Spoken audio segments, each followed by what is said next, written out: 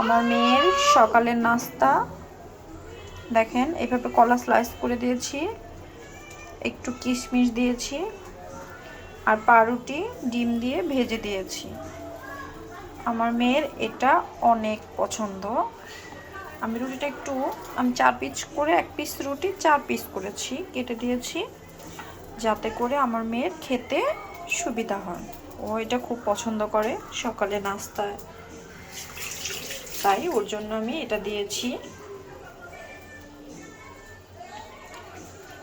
মেয়ে এতক্ষণ কান্নাকাটি করতেছিল,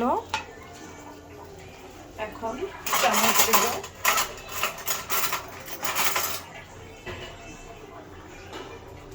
দেখেন গাইস, দেখেন ও খাবে, ও দাঁড়িয়ে আছে, ওর অনেক ক্ষুধা পেয়েছে। তোমার অনেক ক্ষুধা লেগেছে? হ্যাঁ, তুমি এখন কি খাবা? রুটি? ওকে।